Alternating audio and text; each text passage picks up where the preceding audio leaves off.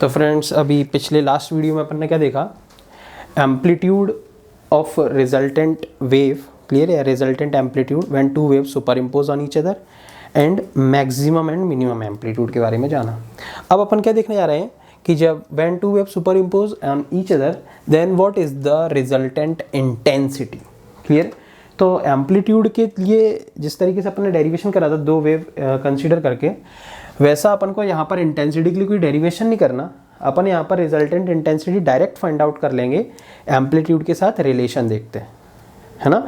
Amplitude के साथ intensity का जो रिलेशन है उससे अपन इंटेंसिटी, रिजल्टेंट इंटेंसिटी को डायरेक्ट फाइंड आउट कर लेंगे और मैक्सिमम और मिनिमम इंटेंसिटी भी निकाल लेंगे, क्लियर है। तो वो जो इंटेंसिटी और एम्पलीट्यूड का रिलेशन है अपन उसको डिस्कस करते हैं, ठीक है, और फिर उससे किस तरीके से रिजल्टेंट इंटेंसिटी आएगी वो देख लेंगे, ठीक है। बाकी अपन को ये फॉर्मूले ही याद रखने क्योंकि इन पे क्वेश्चंस ही आते हैं, क्लियर है, और कॉम्पिटिटिव के लिए बहुत ही इंपॉर्टेंट फॉर्मूले हैं और सीईटी जैसे एग्जाम में तो ये फॉर्मूले से बहुत ही क्वेश्चंस आते हैं, क्लियर है। Resultant amplitude, intensity, maximum minimum amplitude intensity, clear है। तो ठीक है, अपन देखते हैं इंटेंसिटी क्या होती है when two wave superimpose on each other. तो अपन को पता अभी क्या है, अपन को पता सिर्फ एम्पलीट्यूड है, क्लियर है। सिंस रिजल्टेंट एम्पलीट्यूड जो होता है वो क्या होता है, अंडर रूट A1 स्क्वायर। तो दो वेव थी, उन दोनों के एम्पलीट्यूड क्या थे, A1 और A2। स्पेशल केस है जिनमें एम्पलीट्यूड सेम होते हैं, उस तरीके से अपन इंटेंसिटी का भी स्पेशल केस लिखेंगे जब इंटेंसिटी सेम रहेंगी, क्लियर है। फिलहाल अपन दोनों के एम्पलीट्यूड, दोनों वेव्स के एम्पलीट्यूड अलग अलग लेते हैं और दोनों वेव के इंटेंसिटी भी अपन अलग अलग ही मानकर एक जनरल फार्मूला निकालने जा रहे हैं। तो A1 square plus A2 square plus 2A1 A2 cos phi, यही होता था, क्लियर है। फाई क्या था अपना, दोनों वेव का फेज डिफरेंस। अब यहाँ पर अपन को वो रिलेशन पता होना चाहिए जिससे अपन एम्पलीट्यूड से इंटेंसिटी बना दें, क्लियर है। तो वो रिलेशन क्या है यहाँ पे ध्यान से देखेंगे। सिंस जो इंटेंसिटी होती है दोस्त वो डायरेक्टली प्रोपोर्शनल होती है एम्पलीट्यूड के स्क्वायर के। आई अपन ने क्या मान ली, रिजल्टेंट इंटेंसिटी, और आर क्या था अपना, रिजल्टेंट एम्पलीट्यूड, ठीक है।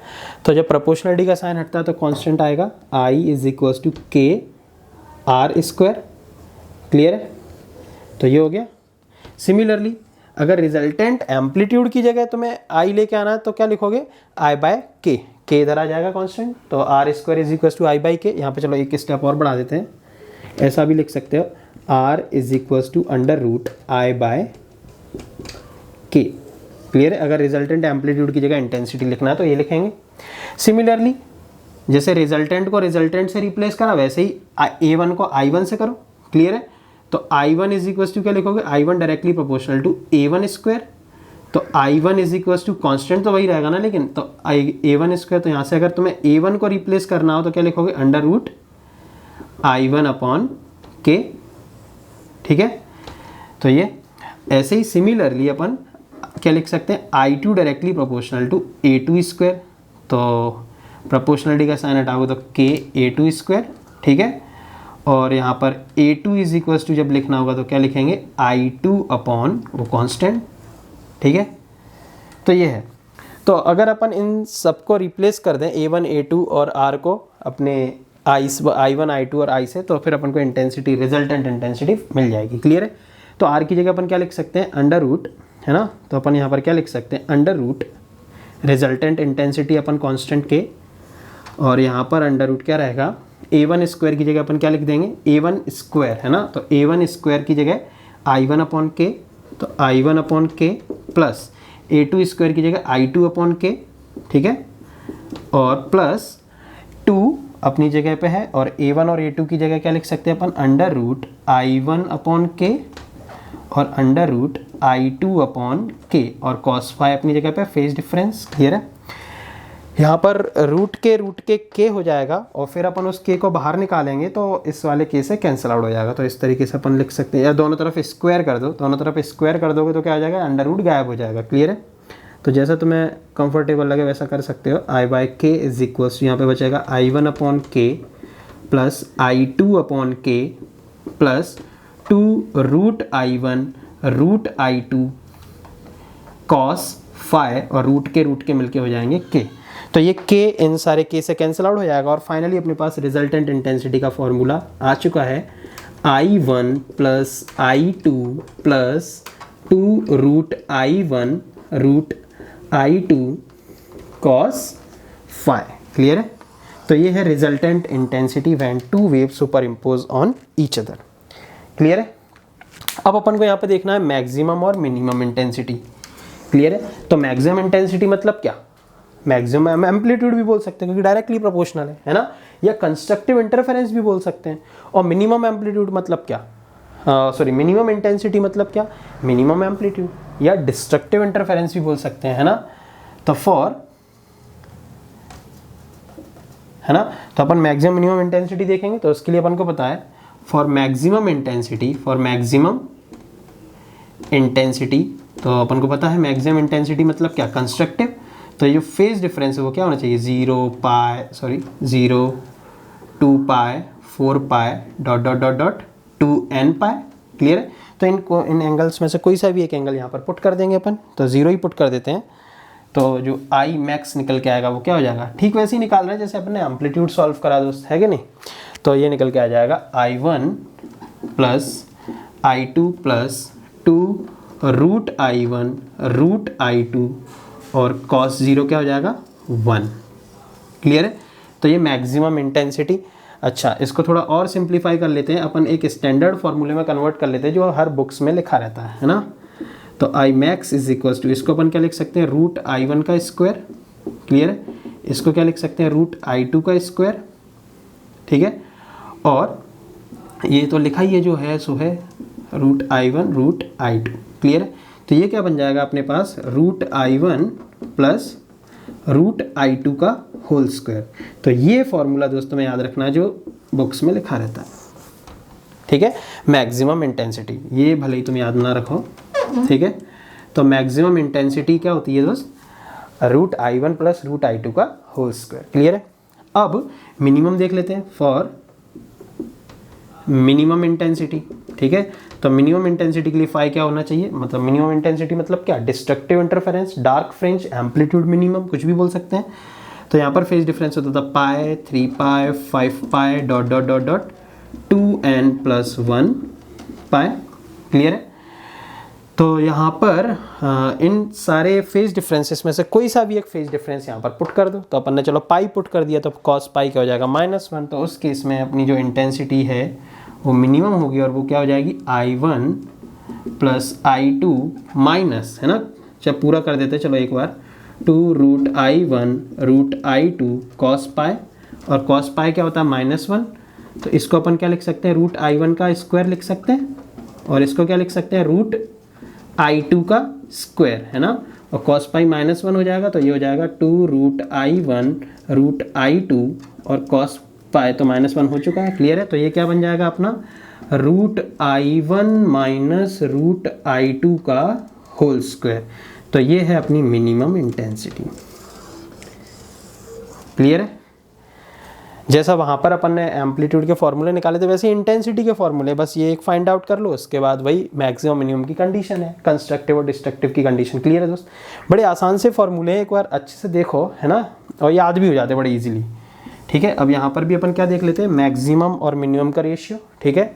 तो आई मैक्स, है ना, अपॉन आई मिनिमम, तो ये क्या हो जाएगा? Under root I1 plus under root I2 इसका होल स्क्वायर अपॉन, क्लियर है, whole square upon under root I1 minus under root I2 इसका होल स्क्वायर। तो ये अपना मैक्सिमम और मिनिमम इंटेंसिटी का रेशियो। क्लियर है? अब यहाँ पर वो स्पेशल केस जो अपन ने वहाँ पर कंसीडर करे थे, ठीक है, तो उसको भी अपन देख लेते हैं। ठीक है? तो इसको तुम पॉज करके लिख लियो, है ना, इसको पॉज करके लिख लो, बाकी मैं इसको रब कर देता हूँ। ठीक है? और फिर यहीं पर अपन उसको देखते हैं। स्पेशल केस इंटेंसिटी के, जब दोनों वेव की इंटेंसिटी सेम होंगी तो उस केस में अपनी रिजल्टेंट इंटेंसिटी क्या होगी, और उस केस में मैक्सिमम इंटेंसिटी क्या होगी और मिनिमम इंटेंसिटी क्या होगी। क्लियर है? तो यहाँ पर अपन देख लेते हैं।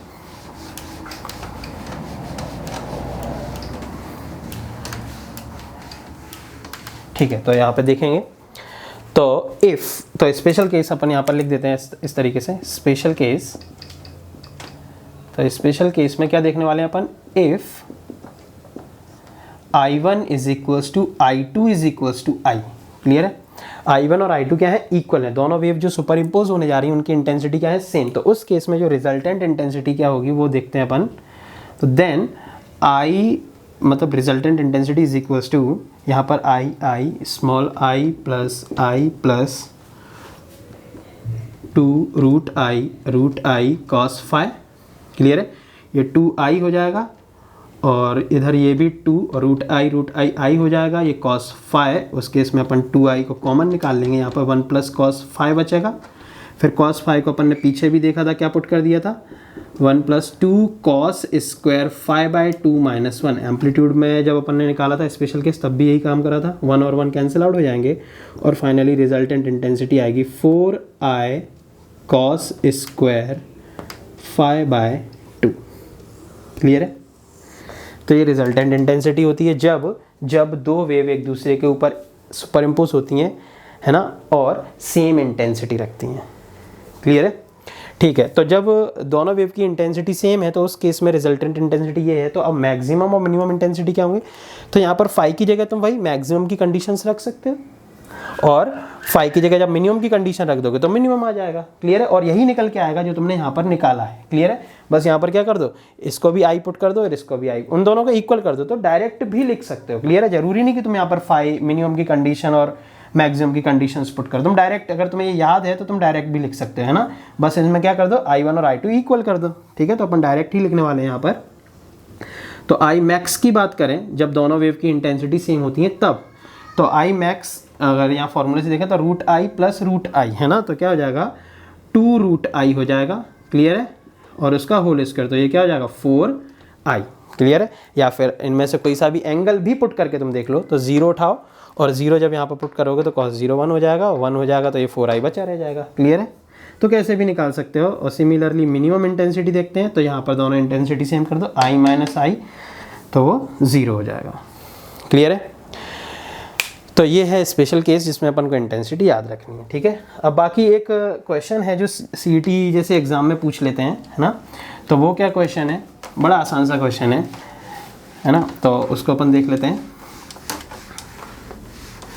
तो क्या है वो, मैक्सिमम और मिनिमम इंटेंसिटी का रेशियो और मैक्सिमम एम्पलीट्यूड और मिनिमम एम्पलीट्यूड का रेशियो अपन को पता है A मैक्स, है ना, ये अपन को पता है सिंस, है ना, ये एक नोट के फॉर्म में भी लिख सकते हो या याद रख लो, है ना, कैसे भी, वरना तुम्हें एग्जाम में खुद से भी सोच सकते हो, ऐसा कुछ है नहीं उसमें, बस मैं बता रहा हूँ इसको। तो A max upon A minimum, ये अपन ने क्या पढ़ा था, ये अपन ने पढ़ा था A1 plus A2 upon A1 minus A2। अगर इसको इंटेंसिटी के फॉर्म में निकालना तो ये क्या हो जाएगा, तो अपन को पता है A1 की जगह अपन क्या लिख देंगे, under root I1 upon K plus इसकी जगह क्या लिखेंगे I2 अपॉन K, है ना। अपन ने यहाँ पर अभी लिखा था सब कुछ पीछे जो रब कर दिया गया है, यहाँ पर क्या लिखेंगे I1 अपॉन K और यहाँ पर क्या लिखेंगे under root I2 upon K सब कैंसिल आउट हो जाएगा और फाइनली A मैक्स और A मिनिमम इनका रेशियो इंटेंसिटी के फॉर्म में निकल के आता है under root I1 plus under root I2 upon under root I1 minus under root I2। Clear है, तो ये अपना मैक्सिमम मिनिमम इंटेंसिटी का रेशियो है इंटेंसिटी के फॉर्म में। क्लियर है, सिमिलरली यहाँ पर अपन इंटेंसिटी का रेशियो भी निकालेंगे, है ना। वैसे इंटेंसिटी का रेशियो अपन ने मैक्सिमम मिनिमम इंटेंसिटी का रेशियो इंटेंसिटी के फॉर्म में देखा है, लेकिन अब अपन एम्पलीट्यूड के फॉर्म में देखेंगे। तो similarly since I max upon I minimum, ये अपने इंटेंसिटी के फॉर्म में क्या थे, root I1 plus root I2 का होल स्क्वायर और plus root I1 minus root I2 का होल स्क्वायर। क्लियर है, अब इसको एम्पलीट्यूड से अगर अपन रिप्लेस करें तो रूट I1, है ना, इसकी जगह अपन क्या लिख सकते हैं, तो intensity directly proportional to A square था ना, R स्क्वायर, तो यहाँ पर अपन क्या लिख सकते हैं A1, क्या लिख सकते हैं A1, है ना। वहाँ से देखो हम यहाँ पे ब्रैकेट में पहले लिख देते ताकि तुम इजीली यहाँ पे कर लो। तो अपन को पता है intensity directly proportional to R square, तो यहाँ पे क्या हो जाएगा I is equals to KR square. ठीक है, तो यहाँ से अगर अपन देखें तो ये क्या हो जाएगा,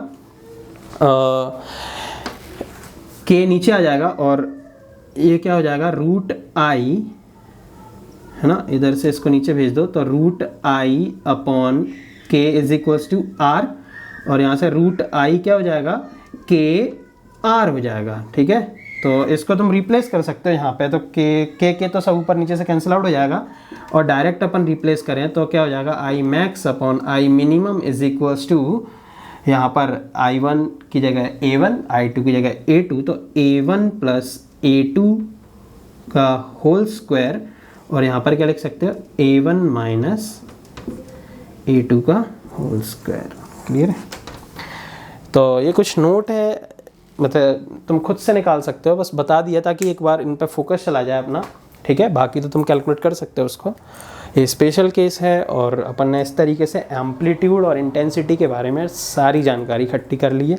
अब इनके कुछ क्वेश्चंस अपन डील करेंगे अगले लेक्चर में, ठीक है।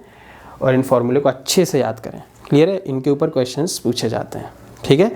फिर अपन यंग डबल स्लिट एक्सपेरिमेंट इसके बाद डिस्कस करने वाले हैं, और इसके ऊपर कुछ क्वेश्चन एक आध दो देखेंगे, ठीक है। इसको लिख लेंगे।